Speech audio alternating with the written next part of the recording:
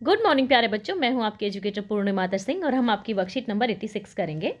इस वर्कशीट में हम अपना इकोनॉमी का नया चैप्टर स्टार्ट करने जा रहे हैं, globalisation and Indian economy. Globalisation का क्या मतलब है? ग्लोबलाइजेशन का मतलब है कि जो देश हैं, ठीक है, वो एक दूसरे के ज़्यादा कनेक्शन में आ रहे हैं, एक दूसरे के ज़्यादा करीब आ रहे हैं। ठीक है ना। ऐसा नहीं है कि भारत देश का नक्शा उठ के उधर उसके पास जा रहा है, ऐसा नहीं है। पास कैसे आ रहे हैं? एक दूसरे के साथ कम्युनिकेशन बढ़ रहा है। ठीक है, कम्युनिकेशन कैसे बढ़ रहा है ये समझो। देखो, ऐसा नहीं है कि पहले, यानी कि ग्लोबलाइजेशन के पहले एक देश दूसरे देश के कनेक्शन में नहीं था, कनेक्शन में था। अब जैसे ब्रिटिश लोग आए, हमारे यहाँ पे व्यापार करने के लिए आए थे, है ना, लेकिन उनको बहुत वक्त लगता था एक दूसरे देश से मतलब ट्रैवल करने में। लेकिन अभी क्या हो गया, हमें एक देश से दूसरे देश में अगर इन्फॉर्मेशन पहुंचानी है तो हमारे पास इंटरनेट है।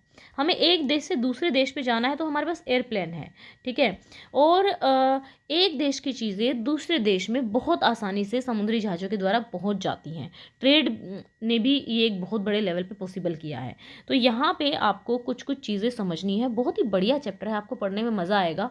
ठीक है, तो देखो, मल्टीनेशनल कॉरपोरेशन, हाँ, इसका ये हमारा चैप्टर 18 तारीख को पूरा हो जाएगा वर्कशीट्स में भी। तो 19 तारीख को मैंने अनअकैडमी पे इसकी स्पेशल क्लास लगाई है। तो 19 को आपको जितने भी इस चैप्टर के डाउट होंगे ना, तो आप 19 तारीख वाले लेक्चर में मुझसे पूछ सकते हैं।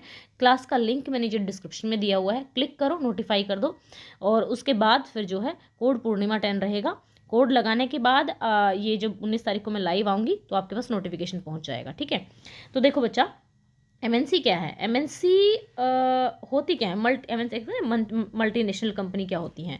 इसमें क्या रहता है, जैसे फॉर एग्जांपल आईफोन की जो हमारी एप्पल की कंपनी है, ठीक है, उसने क्या किया, एक स्टोर भारत में खोल दिया।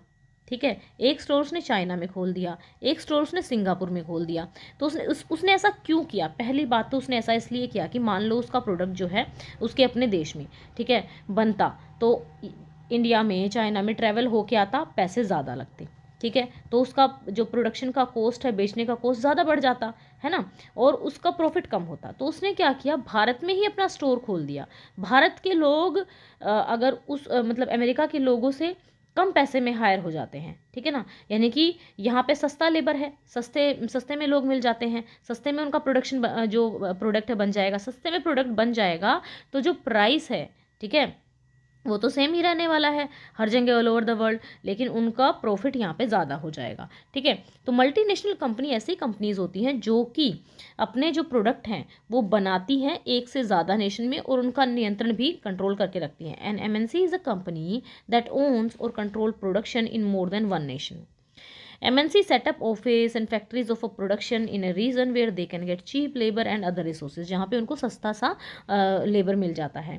This is done so that the cost of production लो हो जाएगा, यानी कि प्रोडक्ट को, कॉस्ट ऑफ प्रोडक्शन का मतलब है प्रोडक्ट को बनाने का जो काम है वो कम हो जाएगा, पैसे जो है कम हो जाएंगे, तो उसको प्रॉफिट ज़्यादा मिलेगा।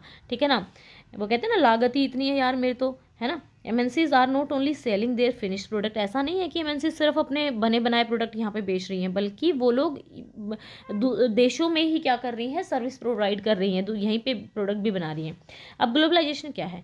ग्लोबलाइजेशन एक प्रोसेस है, रैपिड इंटीग्रेशन और इंटरकनेक्शन हो रहा है कंट्रीज़ के बीच में, और एमएनसीज भी बहुत बड़ा रोल प्ले कर रही है, क्योंकि ट्रेड हो रहा है, इनके माध्यम से व्यापार हो रहा है।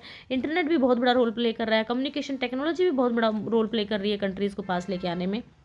ठीक है, तो people usually move from one country to another in search of a better income, better job और बेटर एजुकेशन। हम लोग एक देश से दूसरे देश में क्यों जाते हैं? लोग दूसरे देश में क्यों जाना चाहते हैं? उनको लगता है कि यार दूसरे देश में पैसा ज़्यादा है, तो हम वहीं चलते हैं पढ़ लिख के। ठीक है, अब यहाँ पे आप देख सकते हैं कि जैसे कि हमारी टाटा कंपनी है, ठीक है, वो ऐसा नहीं है कि वो सिर्फ कार जो है भारत की मार्केट के लिए ही बनाती है, ये it also export car to other developing nations. तो अदर कार जो है, उसके पुर्जे जो है, ये बाकी दूसरे देशों में भी भेजती है। ठीक है, तो what do you understand by globalisation and explain in your own words. In what way MNC different from other companies. तो चलो बच्चा, इसके 2 क्वेश्चन हैं, बहुत आसान से हैं। अगर वीडियो अच्छी लगी है तो वीडियो को लाइक कर देना, चैनल को सब्सक्राइब कर लेना अगर नहीं किया है तो। चलो 2 क्वेश्चन करेंगे इसके। What do you understand by globalization? Explain in your words. In today's world, all countries are connected. It made possible by the internet and faster mode of transport. ठीक है, आज के इस वर्ल्ड में सभी कंट्री जो है कनेक्टेड हैं, और ये पॉसिबल हुआ है किसके द्वारा? इंटरनेट और फास्टर मोड ऑफ ट्रांसफ़र के द्वारा, यानी कि जैसे एयरप्लेन है, ठीक है। Trade between countries also has increase tremendously, trade भी बढ़ गया है। Which made all countries really close, जिसकी वजह से जो कंट्रीज़ हैं रियली क्लोज हो गई हैं। ग्लोबलाइजेशन क्या है? Is the process of rapid integration and interconnection between the countries. In what way is the MNC different from other companies? MNCs are different from other company because its extent is larger than other companies, ठीक है ना। क्योंकि देखो जो बाकी company है ना, इसका विस्तार ज़्यादा होता है। एक कंपनी है, अगर अपने देश की कंपनी है अपने देश में रहेगी, या एक एरिया की कंपनी है एरिया में, अगर वो एमएनसी है तो डेफिनेटली उसके जो प्रोडक्शन सेंटर्स हैं वो दूसरे देशों में भी होंगे, तो उसका विस्तार ज़्यादा होता है। Because it ons or control production in more than one Nations, तो इस तरीके से ये अदर कंपनीज से डिफरेंट है। और यहाँ पे आप ये भी लिख सकते हो कि MNC help to increase the globalisation, MNC help in expanding the trade between the countries. यहाँ पे थोड़ा और भी अगर बड़ा करके लिखना चाहो तो। अच्छा बच्चों, अगर वीडियो अच्छी लगी है तो वीडियो को लाइक कर दो, और अगर अभी तक चैनल को सब्सक्राइब नहीं किया है तो जल्दी से सब्सक्राइब कर लो। और आपके टर्म 2 की रिवीजन प्रोसेस स्टार्ट हो गई है। इस चैप्टर का डाउट आप मुझे 18 को हम पूरा कर लेंगे इस चैप्टर को वर्कशीट के जरिए। फिर भी आपका डाउट रह जाएगा, इन 19 तारीख को अनअकैडमी पे 1 गो में इस चैप्टर को पूरा करेंगे। वहाँ पे आप एक एक डाउट पूछ सकते हैं, अपनी बुक का फोटो खींच के मेरे को भेज सकते हैं कि मैम ये डाउट क्लियर नहीं है, ये क्वेश्चन बता दो, कोई भी क्वेश्चन पूछ सकते हैं, ठीक है। तो लिंक नीचे डिस्क्रिप्शन में दिया हुआ है, क्लिक करेंगे, प्रेस नोटिफाई में करेंगे, कोड पूर्णिमा 10 लगाएंगे। ओके बच्चों, thank you, have a nice day, may God bless you.